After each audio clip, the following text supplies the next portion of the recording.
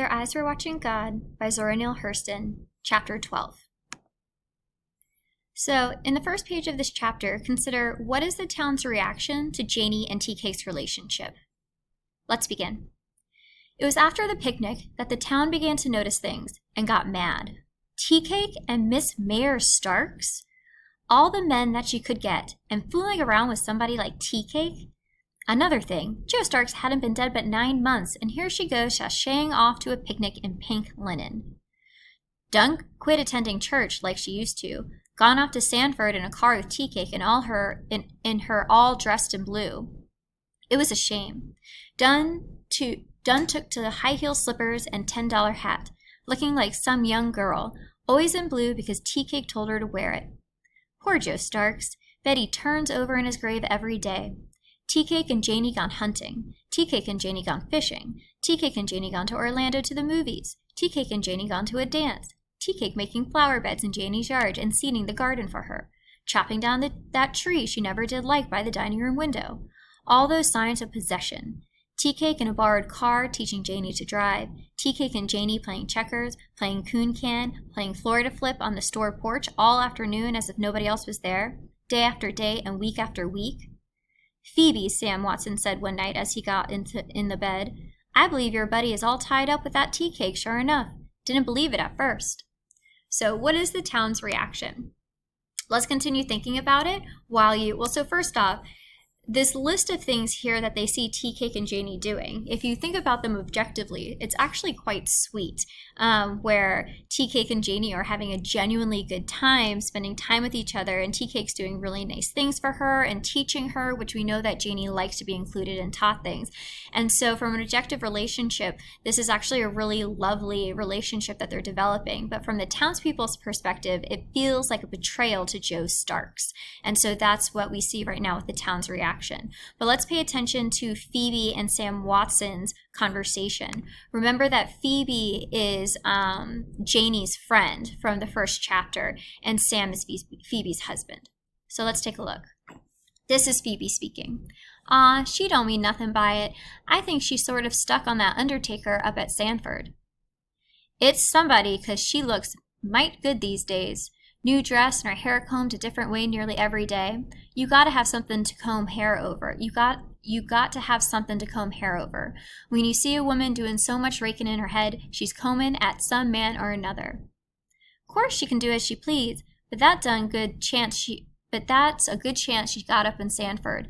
The man's wife died, and he got a lovely place to take her to, already furnished. Better in her house Joe left her. You better sense her into things then, 'cause Tea-Cake can't do nothing but help her spend what she got. I reckon that's what he's after, throwing away what Joe Starks worked hard to get together. That's the way it look. Still and all, she's her own woman. She ought to know by now what she wants to do. The men was talking about it in the grove today and giving her and Tea-Cake both the devil. They figure he's spending on her now in order to make her spend on him later. Oh, they got it all figured out. Maybe it ain't as bad as they say, but they talk it and make it sound real bad on her part. That's just jealousy and malice. Some of them very men wants to do what they can to claim what they claim they're scared Tea-Cake is doing. The pastor claimed Tea-Cake don't low her to come to church but only once in a while, 'cause he want that change to buy gas with. Just dragging the woman away from church. But anyhow, she's your Boston friend, so you better go see about her. Drop a little hint here and there, and if Tea-Cake is trying to rob her, she can see and know. I likes that woman, and I sure hate to see her come up like Miss Tyler." So what do Phoebe and Sam talk about on this page? So a couple things. So first off, Phoebe said that there's a wealthy man in Sanford who's interested in Janie, and that she feels like Janie might still be interested in this man in Sanford. But we know that that is not the case. Janie is very much interested in Tea-Cake. And Janie doesn't care anymore to marry for money. She did that with Jody, and it brought her no happiness. So she doesn't care to marry a man for money anymore. And therefore, we know she's not going to marry the man in Sanford. She has changed since her marriage to Jody, and the things that she values has changed. She no longer values the comforts that money brings. She no longer values status. Instead, what she values is having an equal relationship where both people are bringing things equally to one another and to share things and to learn things together. She cares more about that quality time. And I wanted to bring your attention to this quote that says, still in all, she's her own woman. She ought to know by now what she wants to do. Phoebe makes this point, and it is a really good point because we see it to be the case with Janie. She has become her own woman. She's making her own decisions, and we can tell that she has a better idea of what it is that she wants, and she's going to pursue that through tea cake. All right, let's keep reading. And while we read, consider what do Phoebe and Janie talk about on this page. Oh my God, now. Reckon I better step over there tomorrow and have a chat with Janie. She's just ain't thinking what she's doing, that's all. The next morning, Phoebe picked her way over to Janie's house like a hen to a neighbor's garden, stopped and talked a little with everyone she met, turned aside momentarily to pause at a porch or two, going straight by walking crooked. So her firm intentions looked like an accident, and she didn't have to give her opinion to folks along the way. Janie acted glad to see her, and after a while Phoebe broached her with, Janie, everybody's talking about how that tea cake is dragging you around to places you ain't used to. Baseball games and hunting and fishing. He don't know you're used to a more high-time crowd than that. You always did class off.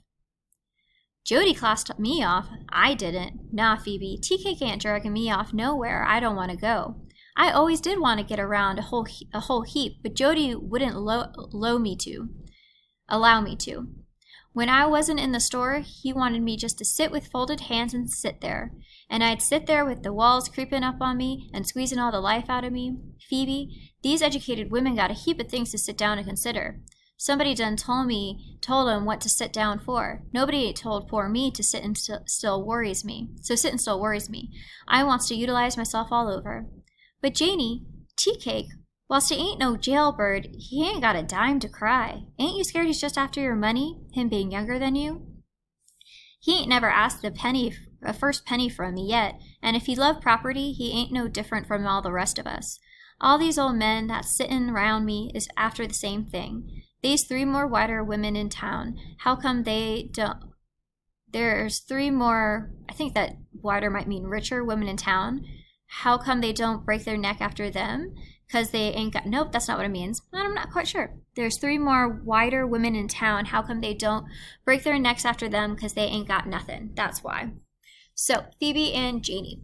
So, Phoebe reminds Janie that tea cake is of a lower class than her. But Janie reminds Phoebe that she was of a lower class than Jody. So, they're subtly pointing out a double standard here. When Jody married Janie, Janie was poorer and much younger. And now that Janie's with tea cake, who is more poor and much younger, people have a lot to say about it. When it was Jody and Janie, they didn't have much opinion about it at all. And so there's this double standard that's being pointed out. Now, Janie explains she's always wanted to do things, but Jody wouldn't let her. So Phoebe says that tea cake is making Janie go to baseball games and go fishing and go hunting, which are things that Janie doesn't like. But in actuality, Janie does like these things. It's just that she wasn't allowed to do them in the past. All right, let's keep on reading. All right, so this is Phoebe speaking. Folks seen you out in colors, and they think you ain't paying the right amount of respect to your dead husband. I ain't grieving, so why do I have to mourn? Tea cake loved me in blue, so I wears it. Jody ain't never in his life picked out no color for me. The world picked out black and white for mourning. Joe didn't, so I wasn't wearing it for him. I was wearing it for the rest of y'all. But anyhow, watch yourself, Janie, and don't be took advantage of. You know how these young men is with older women. Most of the time, they's after what they can get. Then they's gone like a turkey through the corn. Tea cake don't talk that way. He aimin' to make hisself permanent with me. We done made up our mind to marry. So note how Janie and tea cake are going to get married. Janie, you's your own woman, and I hope you know what you doing. I sure hope that you ain't like a possum. The older you get, the less sense you got. I'd feel a whole heap better about you if you was marrying that man up there in Sanford. He got something to put alongside of what you got, and that make it more better. He's endurable. Still and all, I'd rather be with tea cake. Well, if you've already made up your mind, there ain't nobody can do. But you's taking an awful chance. No more than I took before, and no more than anybody else takes when they get married. It always changes folks, and sometimes it brings out dirt and meanness that even a person didn't know they had in themselves. You know that? Maybe tea cake might turn out like that, maybe not. Anyhow, I'm ready and willing to try. So note how Janie acknowledges that people can change after marriage. However, even with that knowledge, it's not going to stop her because she loves tea cake, and so she's going to take her chances Because as she points out, everyone takes their chances when they get married. There's no way you can know whether or not the person is going to change, according to Janie. All right, let's see how Phoebe responds. Well, when you aim to step off? That we don't know. The store's got to be sold, and then we's going to go off somewhere to get married. How come you selling out the store? So note that Janie's going to sell the store, and let's figure out why on the next page. Cause tea-cake ain't no Jody Starks, and if he tried to be, it would be a complete flummock. But the minute I marry him, everybody's going to be making comparisons, so us is off somewhere and start over in tea-cake's way. This ain't no business proposition, and ain't no race after property and title. This is a love game, and I done lived Grandma's way, and I means to live mine. What do you mean by that, Janie? She was born in slavery time when folks, that is black folks, didn't sit down any time they felt like it. So sitting on porches like a white madam looked like a mighty fine thing to her. That's what she wanted from me. Don't care what it cost. Get up on that high chair and sit there. She didn't have time to think what to do after you got up on the stool and do nothing. The object was to get there. So I got up on the high stool like she told me. But Phoebe, I done nearly languished to death up there. I felt like the world was crying entry, and I ain't read the common news yet. Maybe so, Janie. Still and all, I love to experience it for just 1 year. It looked like heaven to be from where I'm at. I reckon so. But anyhow, Janie, you be careful about this selling out and going off with strange men. Look what happened to Annie Taylor. Took what little she had and went off to Tampa with that boy they call Hooflung. It's something to think about. It sure is. Still, I ain't Miss Tyler, and Tea-Cake ain't no Hooflung, and he ain't no stranger to me. We've just as good as married already. But I ain't putting it in the street. I'm telling you. I just like a chicken. Chicken drink water, but he don't pee-pee. That's essentially Phoebe saying she's not going to tell anyone what Janie's told her. She's not going to be a gossip. Oh, I know you don't talk. We ain't shamefaced. We just ain't ready to make no big kerflummock yet, as yet. So what is Janie's plan? So Janie wants to leave because she doesn't want to compare Tea-Cake to Jody, and more importantly, she doesn't want the town to compare Tea-Cake to Jody, because Tea-Cake is nothing like Jody. So they're going to leave and start a new life with one another, and as she says, in Tea-Cake's way. So Janie explains here in this paragraph about her nanny that she has tried to live the type of life her nanny wanted for her, which was the type of life where she could sit up on a porch and do nothing. And she explains that that kind of life seemed really luxurious to her nanny because her nanny was born in the times of slavery and was forced to work horrific jobs and experience horrific things without proper shelter, water, or food. And therefore, because of that, what seemed like a goal that was worth achieving was being able to sit on the porch like the wives of the plantation owners did.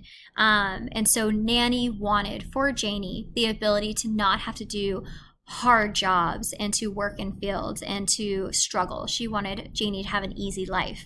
However, now that Janie's achieved that easy life that Nanny wanted for her, Janie's realized that it's really boring. She wants to work hard. She wants to go out and meet people. She wants to sometimes experience danger and adventure. And so she's tried Nanny's life, and she realizes that once you achieve that life, there's got to be something next. Otherwise, you'll, as she said, languish to death, which means to die of boredom.